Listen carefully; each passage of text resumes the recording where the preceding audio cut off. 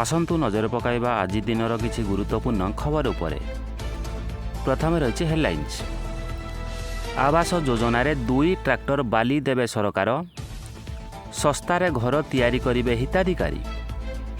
सीमा डेई पश्चिम ओडिशा मुखा हेलेनी माओवादी।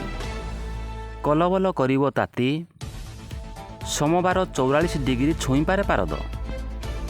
सादा पोशाकरे पुलिस चढ़ाऊ, सेक्स रैकेट ठाब, युवक अटक। आसंतु नजर पकाइबा संपूर्ण खबर उपरे। पीएम आवास योजना रे हिताधिकारी को मिलिबो मागणा बाली। 2 ट्रैक्टर बाली देवे सरकार।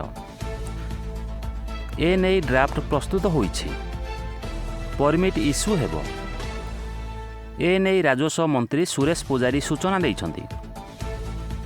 राजस्व मंत्री कहिछन्ति जे हाइवा बदल में बाली उठाण पाई अन्य गाड़ी व्यवहार हेबो।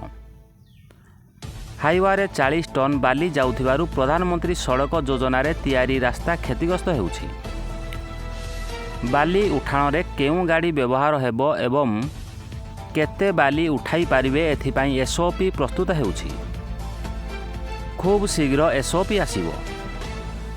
सहजरे सरल भावरे सस्तारे केमिति लोके घर तैयारी करिबा पाई बाली पाइबे सेथिपाई सरकार योजना करुछन्ति। परवर्ती खबर। छत्रभंग देले लाल बाहिनी। सीमा डेई पुणी थरे पश्चिम ओडिशा मुखा हेलेनी माओवादी। पश्चिम ओडिशा रे पुणी थरे माओवादी गतिविधि देखिबाकू मिलिथिया बेले दीर्घ 7 वर्ष परे एही डर माओ जिला को फेरिछि। संबलपुर जिले में माओवादी गतिविधि देखि पुलिस चिंता बढ़ीगलानी। सेमानक गतिविधि को नजर रखिबा पाई जंगल रे ड्रोन व्यवहार करा जाउछि। सुवर्णपुर, बौद्ध एवं संबलपुर रे मध्य माओवादी गतिविधि सक्रिय हेउछि। सेथि निमते संबलपुर रे पुलिस एसओजी रो मिलित कमिंग ऑपरेशन आरंभ होईछि, जेउथिरे 4 प्लाटून एसओजी जवान मुतयन होइछन्ति। परवर्ती खबर। आसंता 3 दिन में दिन तापमात्रा 2 ରୁ 3 डिग्री सेल्सियस बढ़ी जीवो। 9 तारिख में ताती 44 डिग्री छुई पारे। आगको भीषण ग्रीष्म प्रभाव सहित असह्य गरम एवं गुळुगुळी अनुभूत हेबो बोली पाणीपाग विभाग पूर्वानुमान करिछि। 9 तारिख बा सोमवार सुंदरगढ़ एवं सोनपुर एवं देवगढ़ में 44 डिग्री, बरगढ़, टिटलागढ़, भवानीपाटना, मालकानगिरी एवं नयागढ़ में 42 डिग्री छुई पारे। 10 तारिख में सुंदरगढ़ एवं टिटलागढ़ में 44 डिग्री छुई पारे।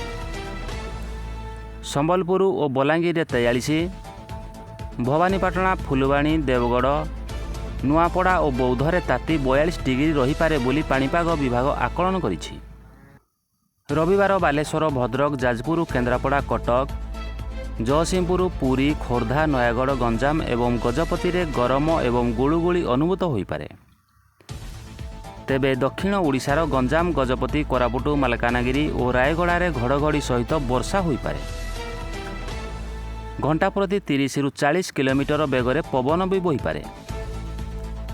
सोमवार 9 तारिख बालेश्वर, भद्रक, जाजपुर, केन्द्रापड़ा, कटक, जयसिंहपुर, पुरी, खोर्धा, नयागढ़, गंजाम एवं गजपति रे असह्य गरम और गुळुगुळी होई पारे। किंतु रायगड़ा, मालकानगिरी और कोरापुट रे घड़घड़ी और वर्षा सहित पवन बहिबो बोली पूर्वानुमान रहिछि। 10 और 11 तारिख में पश्चिम ओडिशा एवं दक्षिण ओडिशार विभिन्न स्थान में वर्षा होई पारे।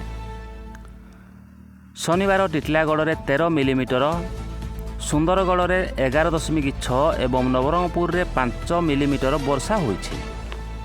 परवर्ती खबर। निमापड़ा थाना अधीन कुशभद्रा नदीबंध त्रिनाथ मार्ग निकट में सेक्स रैकेट ठाब।